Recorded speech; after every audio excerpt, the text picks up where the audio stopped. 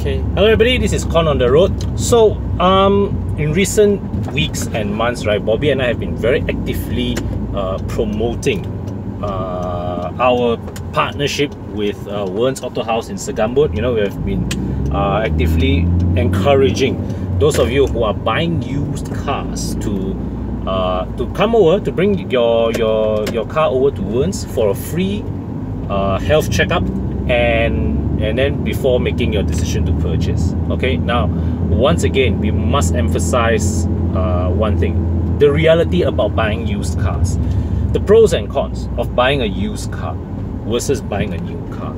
Okay, so buying a new car, right, you get better peace of mind. You know, buying a new car, the process is a lot more straightforward. You just zero in, okay, this is the model that you want, this is the color that you want, this is the spec that you want. You go to the showroom, you order from the salesman, you know, choose your number plate, whatever, done. Then just wait for your car to come, or shop for the best deal that you can get from. But basically, it is a relatively straightforward process. Buying a used car, on the other hand, you have to go through the same set of official procedures. You know, when you are going to buy to apply for your loan, you have to go, you know, do all the JPJ name transfers and all that. Plus, on top of that, the browsing process is a lot more extensive than you would be if you were buying a new car. Okay, so because simply put, right, buying a brand new, say, Honda Civic, you go to the Honda showroom in Petaling Jaya, you go to the one in Subang Jaya, you go to the one in which part of KL, right? Whichever one that you go to, right, it is just a matter of choosing between the best deal the best salesman has to offer. But when you are choosing a used car, the car that is sold by seller A versus the car sold by seller B versus the one sold by dealer C, each of which have a variety of other variables that are determined by factors that vary, such as, you know, the previous owner's profile, the type of usage, the history, the overall history of the car. Okay, so, and the condition of the car greatly varies, and therefore when you are shopping for a used car, right, it is really a case of substantially more work, you have to do a lot more detailed homework in checking that specific car, its condition, what are its requirements, what are its, you know, the things that need to be replaced and whatnot. Okay, and the reality about buying a used car is this: okay, you do save quite a bit of money versus buying a new car. If you buy a 1-year-old or 2-year-old Honda Civic versus a brand new Honda Civic, you save a lot more money with the used car, but in return you trade off that ease, that, you know, that piece of that so-called peace of mind, and also the so-called ease of buying. You know, you have to go through a lot more steps before you buy the car. So therein, right, you really, when you're buying a used car, you really have to look from car to car to car to car. Okay, now in the old days, it's all about browsing the newspaper classifieds. You walk into any used car lot and you walk and see, choose the car you want and all that. But of course, these days, majority of used car buyers, particularly if you are the internet savvy type, it is always Mudah or Carlist. Okay, 90% of you, if you are in the market for a used car, you will be regularly browsing Mudah or Carlist for your next purchase. Okay, and these two are definitely the two biggest online car classifieds platform that you can get in the market. Okay, I used to work for one of them. I came from Carlist, and so now in this video I'm going to talk about the differences between shopping on Mudah versus shopping in Carlist. And if you ask me, my personal opinion is you should always look at both sides, and you know, and keep your options open. But the few general observations that you can make, okay, between Mudah and Carlist is that Mudah, because it is a horizontal platform, Mudah, it is just a straightforward buy and sell platform that also sell house, also sell jewelry, also sell anything anything and everything under the sun that you want to buy and sell used. You can use Mudah. So Mudah, right, the what you call that, the reach of Mudah is wide, because right, it is the reach of Mudah transcends whether you are a car enthusiast or not. Okay, whether you are a car guy, you're any guy, right? Because at the end of the day, right, as long as you have something to sell, Mudah is one of the best ways to let to let go your to advertise your product, right? So with Mudah, okay, one thing that I observed is that you get a lot more variety with Mudah. And when it comes to older cars especially, and also cars that from owners of, that stay in dalaman areas, in rural areas, Mudah definitely gives you way more, way wider palette of options lah. Okay, but the flip side of it is that on Mudah there are quite a number of fake postings, so you absolutely have to be careful. And during my time working in Carlist and also over the last few years, we have seen quite a number of, me and our group of friends, my group of friends, right, we have actually even seen our own cars appearing on Mudah, or cars that we have sold previously, using the same pictures that we took, resurfacing on Mudah. So so these are obviously scams lah. Okay, how they do it is that, okay, they're offering you a car. Let's say like this car market value is 50,000, but I advertise for 38,000. Wow, surely you will be interested to check, right? Okay, so then they will say, oh, okay, I got 3-4 buyers looking to buy the car. You want to you want to hold this car, you pay a deposit first, and then after that you can come and see. Habis lah, your money goes, right? You will never hear from the fella again. So therein lies the first tip. When you are buying a used car, never put money down on anything that you have not even seen the car in person, you have not went through the documentations. Okay, at a minimum, don't put money down. Never be pressured to put money down on anything that you are not sure of. Okay, as a buyer, you have every right to U-turn and walk away from a purchase without any obligations whatsoever. The dynamic only changes once you put money down. That's it lah, different story really. Okay, but suffice to say, don't put money down on anything that you have not had a good look at. Okay, but coming back to Mudah. So the thing is, with Mudah you get more options, but also you also have to be more wary about whether the genuine, whether this thing is genuine or not. So when it comes to browsing on Mudah, I always look at it as it is something that offers me a wide range of options, but you have to be a lot more vigilant about it. And one thing about Mudah is that they are, when you browse for models, okay, particularly when you browse for BMW or Mercedes-Benz models, Mudah has that option. Okay, when you select make, okay, BMW or Mercedes or whatever, then when you select model, right, you have the option of choosing the model code. So for example, if you want a BMW E39 5 Series, you can just click make BMW model E39. You can click BMW make model E34, E60, F10, whatever. Mudah caters for that, Carlist does not.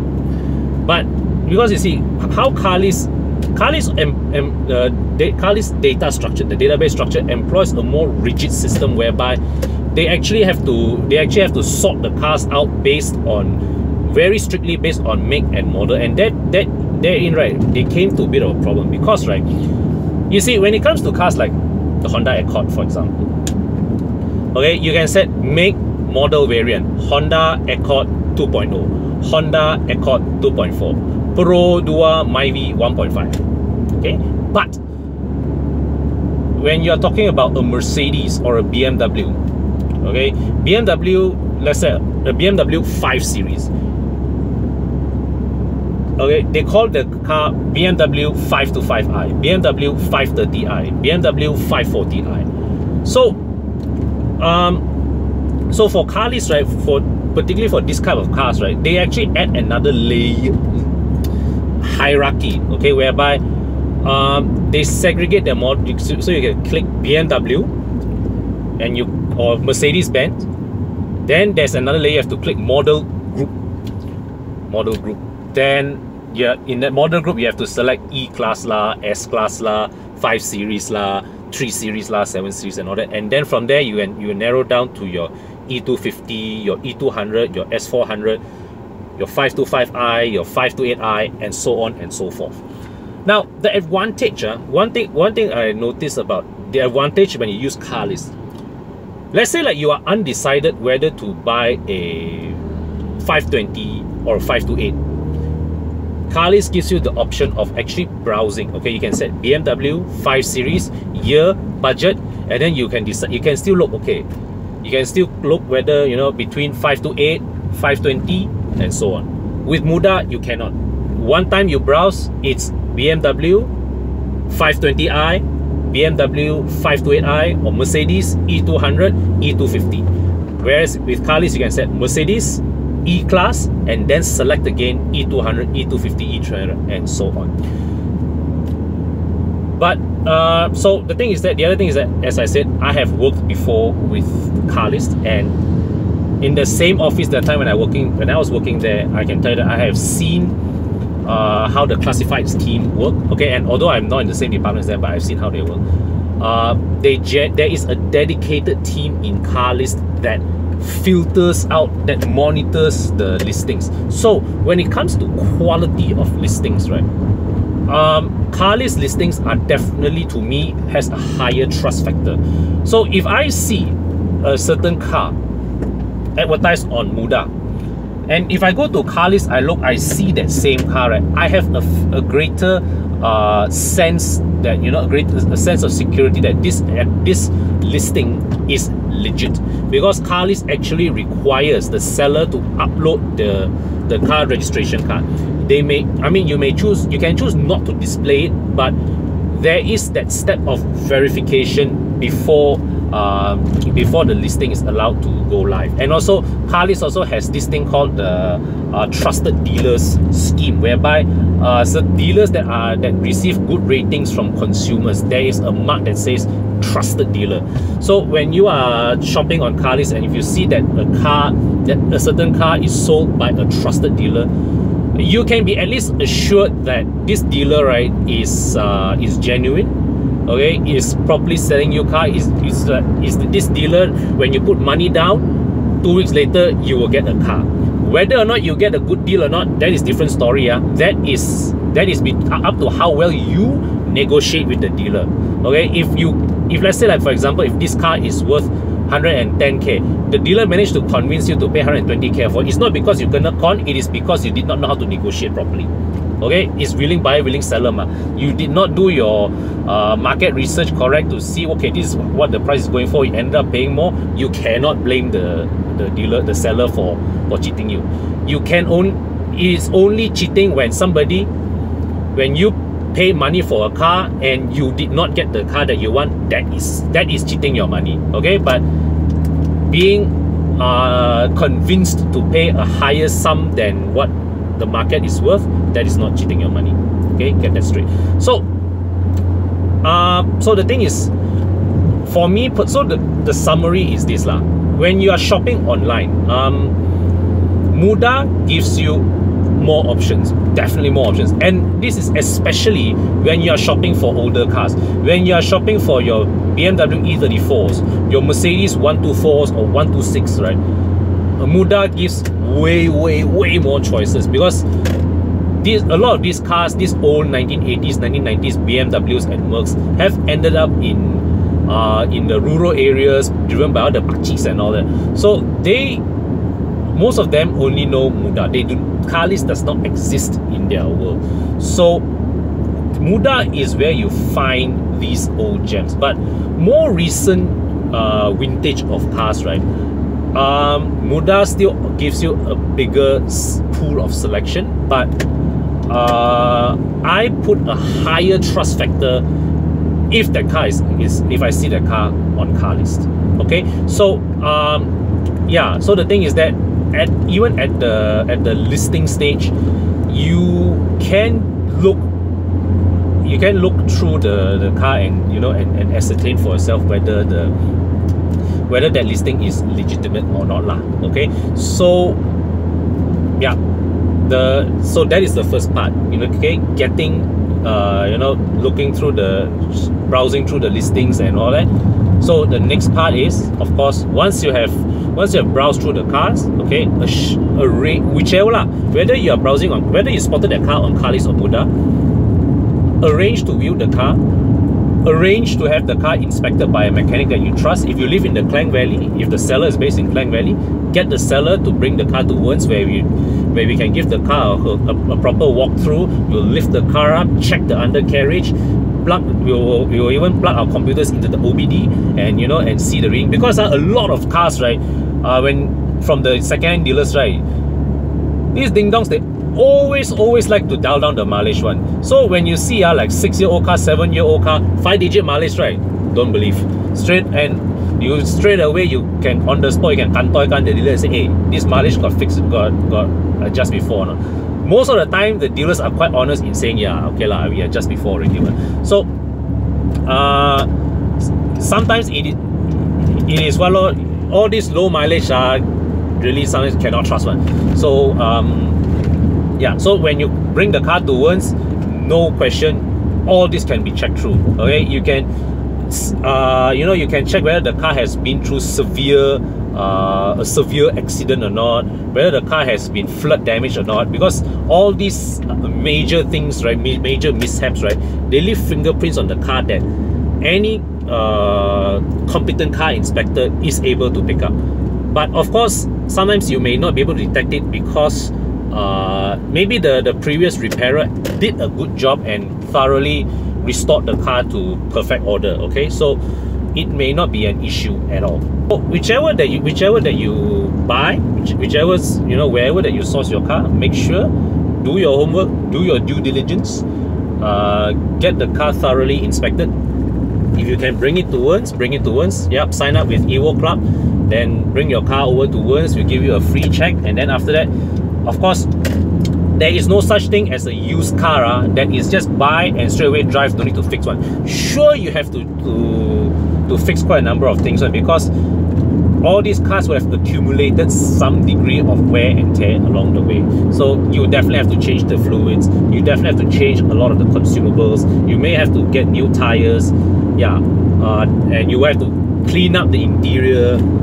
So there'll be a lot of things that you will need to do before that. But bringing the car to a mechanic gives you an idea, prepares you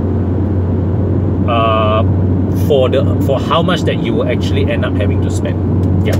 So then you will see if the amount of restoration work is not too much, not too excessive, then yes, you can go ahead and purchase the car, or you can use that as a bargaining chip to further press down the price. So let's say, like, for example, when you send a car to check, you find that, hey, the transmission is behaving a bit funny, then you can use that as a bargaining chip to say, hey, look, this gearbox may fail anytime. I'm happy to take the car, but you have to like take 5,000 ringgit off the price, something like that. Yeah. So if you unearth all these issues, sometimes it need not be a deal breaker, but it can be ammo for you to press the car's price down. Okay, so at the end of the day, right, there is no right or wrong whether it's better to buy used car or buy new car. Basically, just buy whatever car that suits your state of mind. Okay, if let's say that you want a hassle-free buying experience, then you buy new law, senang ma. Just go, put down payment, pay booking fee, apply loan, wait for the car to come. That's it, no headache. If you want to buy used, then you save a bit of money, but in return you have to do a lot more homework. You have to you have to be more vigilant in your browsing. So if you are buying used, especially, make sure whichever site, wherever you browse, Mudah or Carlist, don't pay money until you've seen the car and documentations, and don't commit to the purchase until the car is thoroughly checked by a mechanic that you trust. Of course, we encourage you to bring the car to Woons. It's a free checkup, and then after that, then we'll issue you a no obligation quote. Tell you, okay, these are the things that need to be fixed and replaced. This is the price. It is your call whether you want to take it or not. No obligations. Come on a Monday. You can even have coffee with me, Bobby, and Bing. Bing doesn't drink coffee, I think. Okay, so yeah, you can have come on. If you come on Mondays, then yeah, you can come and lepak with us from the Evo team. Okay, so that's it from me for this video. Until my next video, thanks for watching. Bye for now.